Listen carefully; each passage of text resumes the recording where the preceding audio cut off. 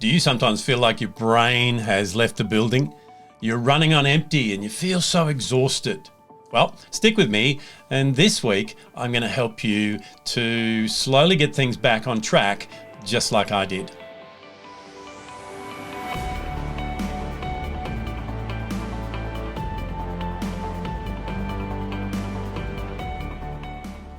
Hi, this is Grant Herbert, leadership and sustainable performance coach, and today I want to continue our conversation around shifting your performance from high to sustainable by helping you to understand 7 habits for brain optimization. Over the last few weeks, we've been talking about making a shift in the way you get things done so that not only do you get it done, but you can keep doing it for longer. As someone who has been through major breakdowns, both physically and mentally, I'm here to give you the benefit of my experience so that you can get on top of things and avoid burnout. Last week we talked about the neurobiology of performance, and as I said, I'm not a neuroscientist. If you want to know more about that, then you go to someone like Dr. Sarah Mackay, who's our neuroscientist, and you find out more. But what I do understand is enough to be able to change the way I think and the way I do things. Now, for me, this was born out of necessity because I broke down. So what I want to do is give you some advanced knowledge, and whatever you take on today to start incrementally changing will help you to be able to optimize your performance and sustain that. Our brain is an amazing thing, and it operates with electrical connections and chemicals and synapses and all these neural pathways, and depending on who you listen to, 86 billion up to 100 billion cells in your brain, and that's all great. However, it can only do that if you look after it.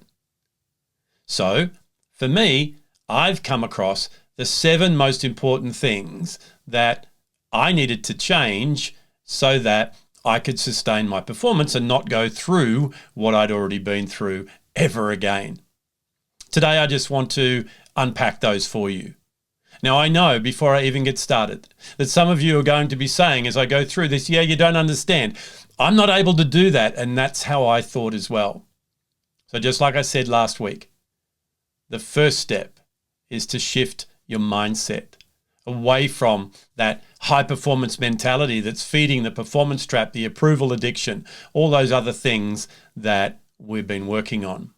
What I want you to do today is I want you to find one thing that you can take on and change some habits in, and then incrementally adding more things in until you are able to operate in a sustainable way and avoid all those health challenges. The first of these 7 is sleep. So many people tell me, oh, look, I survive on 5 hours sleep a night. And I'm here to say that that's not true. You're not surviving. And in fact, you're shortening your life. The sleep debt across our world is getting larger. And the problem with sleep debt, it's not something that you can ever repay. But what you can do from today is you can make some small changes. Circadian rhythms, making sure that, the sleep that you get is deep and regenerative, not just a light sleep. Shifting the way that you prepare to go to bed, your room, all these things under the term of sleep hygiene are really going to help you to feel and perform differently on a daily basis. What I want you to do today is make a shift in your mindset that sleep is important. These hustle and grind mentality and the crazy things that I've heard over the years, like, oh, look, sleep when you're dead, or sleep is overrated, or it's a waste of valuable time. That is one of the main problems that's creating burnout across the world. Sleep is important. Just as we talked about last week, that high performance car needs to be looked after, and your high performance brain needs the same thing. So How can you shift that?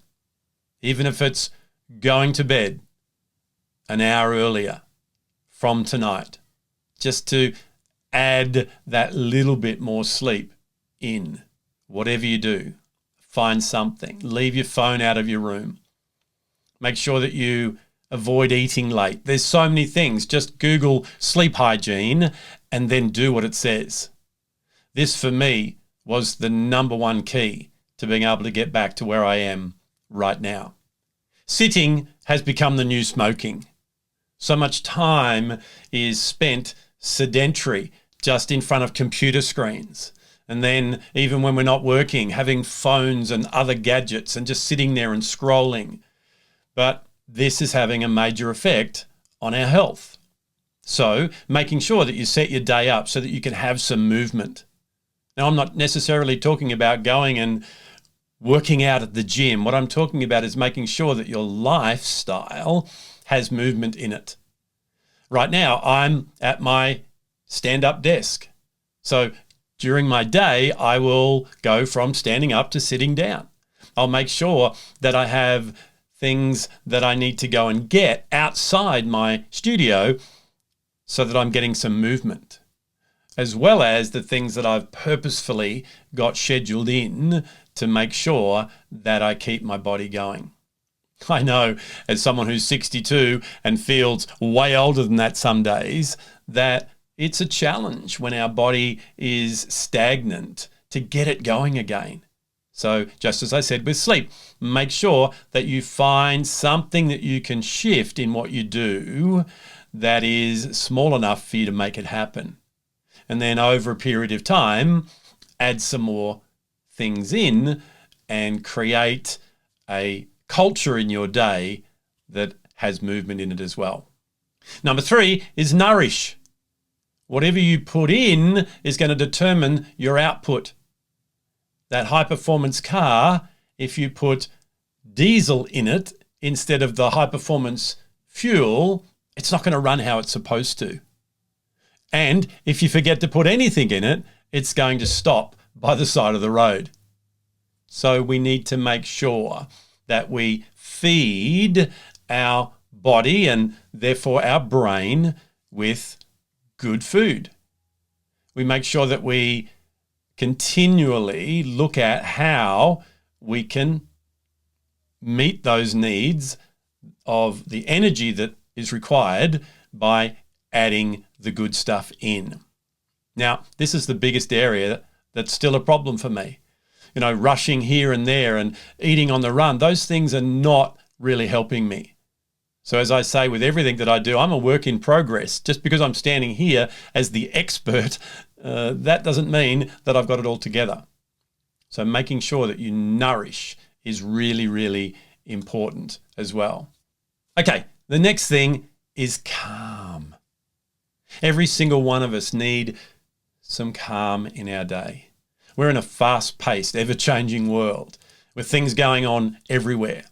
Your brain is always thinking about something. And when I talk to my clients, that's the biggest challenge. When they go to bed at night, they're not able to quieten their brain.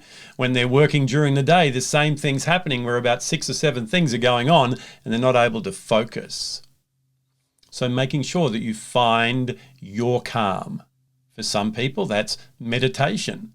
For others, they couldn't think of anything worse. So whatever it is for you that allows you to switch off, calm down, and allow your body to have a break. Therefore, letting your brain have a break as well. If you are constantly thinking about what could happen and worrying about things that may or may not happen, then it's time for you to find your place of peace. For me, I find that in solitude because I work with people every single day. I need to make sure that I have some me time where I can just calm down. And you need that too. Number 5 is connect. A lot of times when we are busy, even people like me who work with people all the time, we can isolate. So making sure that there is connection in your day, whether that's picking up the phone and calling someone or meeting them in person, or making sure that there is other interaction outside your work is really, really important. Connection allows you to have conversations, and those conversations allow you with, people who care about you. They allow you to vent and get things out, and they allow you to focus on things that you're grateful for. So make sure that you have plenty of connection in your life. Number 6 is challenge. If you're in a status quo where it's the same old stuff going on and you're not feeling energized, there's nothing that excites you, then look for some challenge. It's like finding your Rubik's Cube that needs to be solved. Now, what I'm not talking about here is finding another thing where you help others so that you feel good about yourself. I'm talking about learning new things, doing new things, experiencing things that are not currently familiar to you, making sure that you've got something beyond the day-to-day that you're working towards. And number 7, and in my understanding, the one that encapsulates every other one, is believe. You need to believe that you have everything within you and around you to get ahead in life. You need to be your greatest cheerleader. You need to believe in others. Believe in the world that you live in. There is so much negative out there. So you need to be able to make sure that you have a belief system that is empowering you. So there you have 7 keys to optimizing your brain. Your brain, even as wonderful as it is a finite resource.